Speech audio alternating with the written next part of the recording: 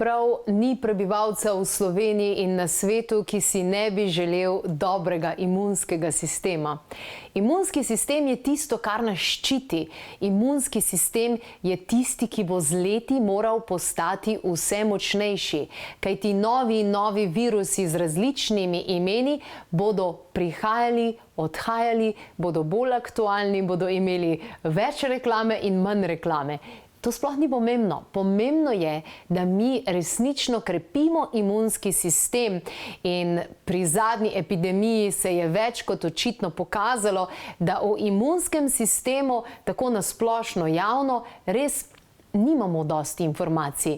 Kajti nikjer, prav nikjer niso govorili o izsledkih in o tistih pomembnih informacijah, kot so vpliv sladkorja na imunski sistem, vpliv prehrane na imunski sistem, vpliv misli na imunski sistem.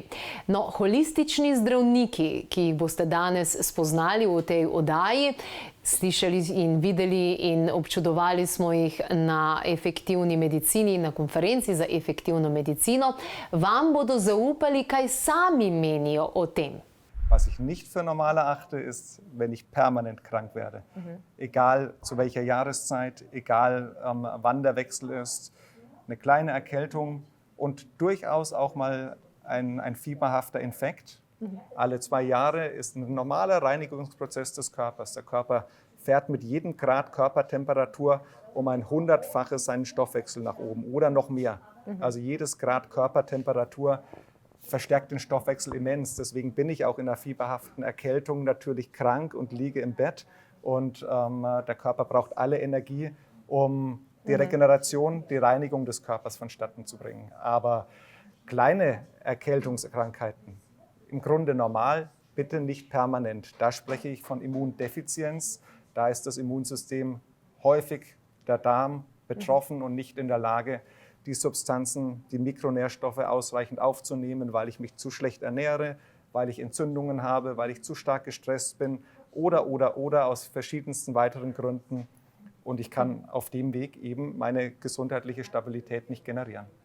Should we take pills for lowering the temperature at, I don't know, 38 or... No, please don't. Please don't. Okay. Das Fieber ist dringend notwendig, um den Körper zu reinigen. Wir wissen, dass es ab einer gewissen Körpertemperatur 40 Grad aufwärts durchaus auch gefährlich werden kann. Ich bin ein Verfechter der Bewegung, kann aber dem, so wie Sie es mir jetzt gerade präsentiert haben, sehr viel abgewinnen. Also auf jeden Fall sind es unsere Gewohnheiten, das ist eben der Lifestyle. Ja. Und auch unsere Ernährung, speziell auch in Österreich, könnte wahrscheinlich hat ein bisschen Optimierungspotenzial, Luft nach oben, wie man so schön sagt. Und das muss man sagen, ein großer Markt natürlich dahinter, das ist auch wichtig. Man muss auch das studienmäßig untersuchen und beweisen, was tatsächlich bringt. Thank you so much. And right now you're actually preparing yourself for a new study. Who can apply to this study? Maybe even from Slovenia? Do you take people from Slovenia too? Das können Sie. Allerdings müssen Sie in 5 Wochen 10-mal ins Allgemeine Krankenhaus Universitätsklinikum AKH kommen.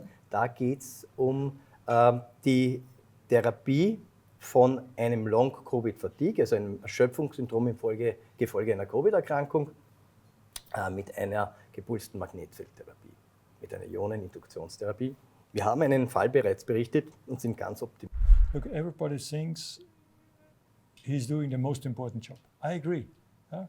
But first of all, look at your constitution and act according to your constitution. We all have a stressful life. Have some breaks in between. Allow the body to rest. If you are not, nobody can act 8 hours a day without having a break. That's not possible. From the heart rate variability, we know we have so-called rest and activity cycles. And you see the first is rest and then is the activity.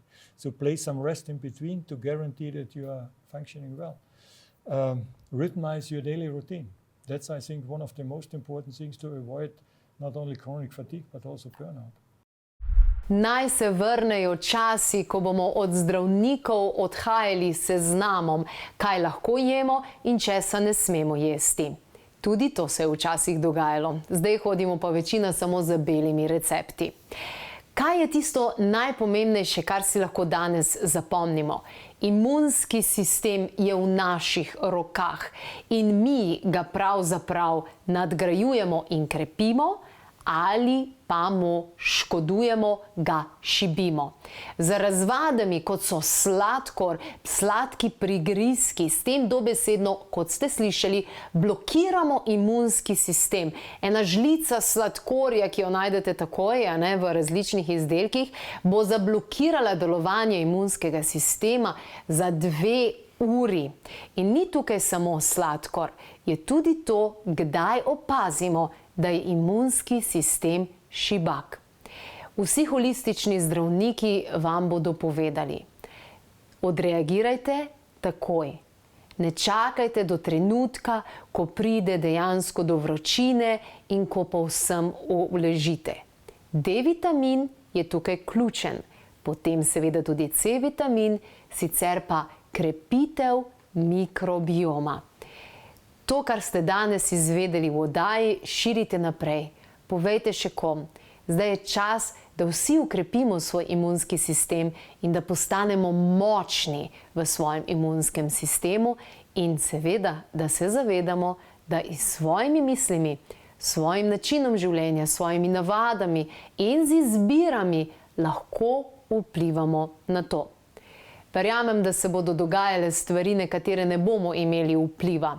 Ampak imamo pa vpliv na to, kaj počnemo, kakšne navade in seveda tudi, kaj damo v svoja usta. Dajmo se podkrepiti, okrepiti in ne pozabiti na osnovo, vitamin D seveda.